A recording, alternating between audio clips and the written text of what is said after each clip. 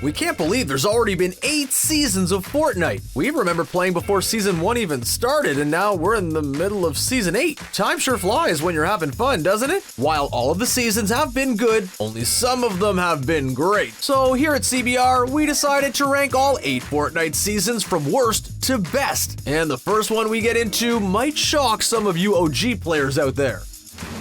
Season 1. Yeah, we're starting with Season 1. It was a much simpler time, which isn't really a good thing. Back then, we were all noobs, even JF Games. It was a very bare bones experience, and the map has evolved so much since then that it's pretty much unrecognizable. The first shot mechanic wasn't even in the game yet, but we weren't complaining too much about accuracy issues because it was a brand new game. Speaking of new, the building feature was something that had never been done up to that point in any other Battle Royale game, which had people talking. There were much less locations, and the map was essentially just a green plain of Battle Royale chaos. The game was blowing up, and we just couldn't get enough. In fact, it was actually the first Battle Royale game ever released on console, and it was completely free, which made it so intriguing for all of those filthy casuals. The game was just so well thought out and polished. We thought that it would be the new Minecraft, and that's essentially what it ended up becoming. When we saw the amount of updates that Epic Games were doing, we knew the game had some staying power. It was always fresh and interesting, and still is to this day. If you remember, we even got our first seasonal event on Halloween 2017 that showed off the pumpkin launcher and gave the community a chance to rocket ride. We even got to see some LTMs like 50 vs 50, but it was all just the beginning. Season 6. Since this one is a more recent season, we're sure you've played it, even if it was just for one game. Season 6 was all about Kevin the Cube and his floating island making its way around the map. It was pretty fun. It wasn't all rainbows and sunshine in Season 6 though, because we had the Fort Nightmares event. Epic Games tried something different with this mode, and as T Martin 2 shows us, it did not work out. Not only did we get re-releases of fan-favorite OG skins like the Skull Trooper, which upset OG players just as much as us saying Season 1 was the worst season, we also got those pesky cube monsters.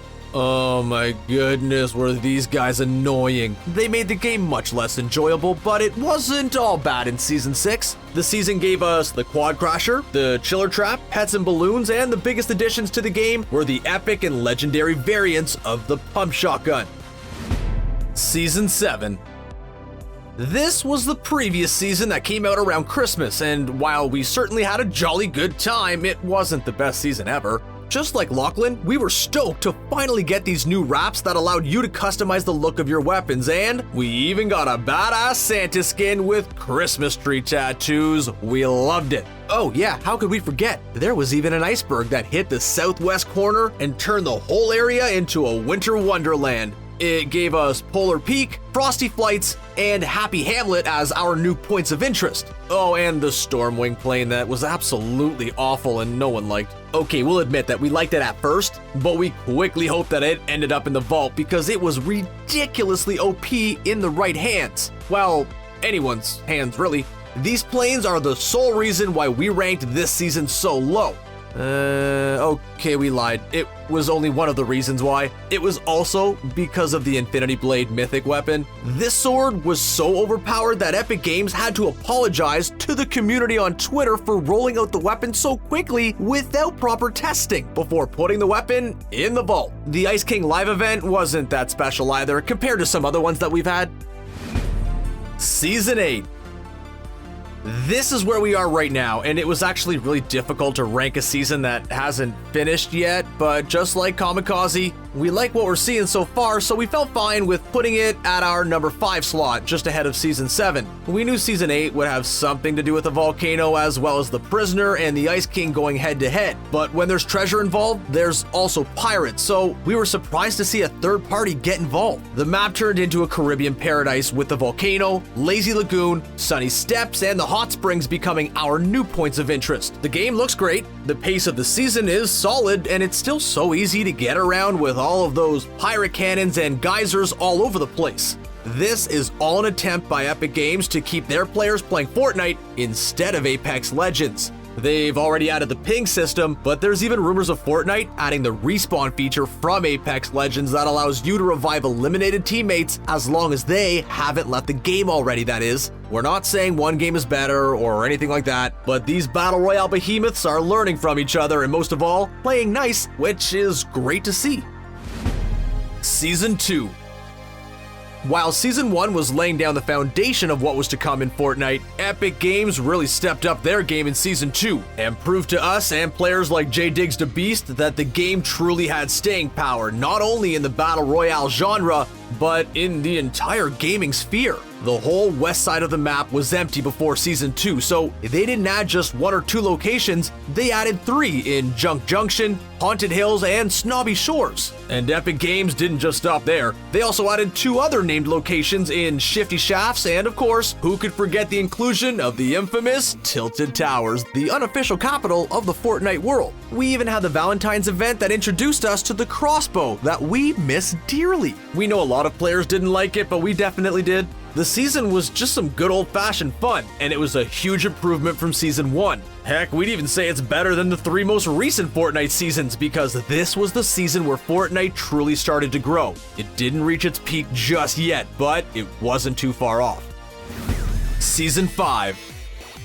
Season 5 was the first season to introduce us and players like Ninja, who you may have heard of before, to a new biome with the desert region in the southeast corner of the map. It was full of mountains and a new location known as Paradise Palms that many players thought would be the next Tilted Towers, but it wasn't.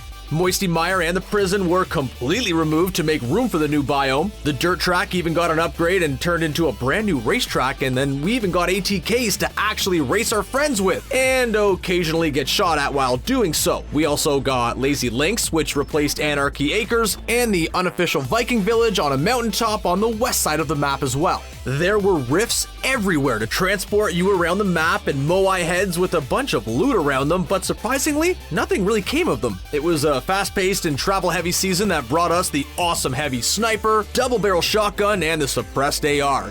But we just loved Kevin's journey and trying to predict where he was going to go next. Some things from Fortnite made their way to our world.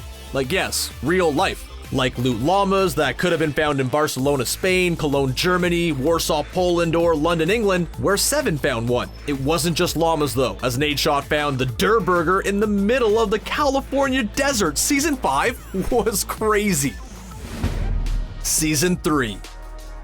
Season 3 might have had the least map changes out of all the seasons, but at least they added Lucky Landing for Chinese New Year, so it wasn't exactly like Season 2. This lack of change was actually a good thing though, because the game was still relatively new at the time. The map remaining the same gave players like Muselk the ability to really hone their craft and learn how to become masters of their environment. Epic Games did introduce a bunch of new weapons though. We got the hand cannon, hunting rifle, remote explosives, and 2 incredibly OP weapons at the time, the LMG and the guided missile. Since we didn't have to get used to a bunch of new areas, it was easy to just focus on the weapons and at least try to improve our building. The season also introduced us to the Fortnite Battle Royale storyline, something that was missing in the first 2 seasons of the mode. Epic made us anticipate something big happening once we saw a comet in the sky that slowly grew in size over the course of the season. We knew that it was going to hit eventually, and once a meteor shower started raining down, it wasn't long until it took out Dusty Depot. We're sure you remember Dusty Depot. Even though we thought the location sucked, it still has that whole nostalgia factor, so we actually really miss it.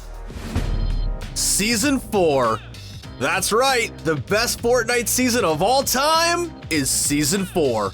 As Daquan Loco shows us, not only did the comet destroy Dusty Depot, it took out the OG factories and even left small craters around the map holding hop rocks that allowed you to go all low gravity and jump really high and slow. It's the Dusty Divot crater that got all the attention though. It's so big that even 4 seasons later, it still hasn't been sealed up. At the time, it was a complete wasteland and there seemed to be a government lab on site to study the damage and everything. It looked a lot like the crater and lab that we saw in the first Thor movie around where his hammer, Mjolnir, landed on Earth. But what really made this season incredible was the rocket launch live event that Games Radar covered for us. It was the very first of its kind in Fortnite and really showed us just how innovative Epic Games could be. We all got into the game to have a friendly moment where we put our weapons aside and enjoyed the event. We all thought the rocket would hit Tilted Towers, but a force field stopped it and created a huge rift in the sky that'd be a precursor to Season 5.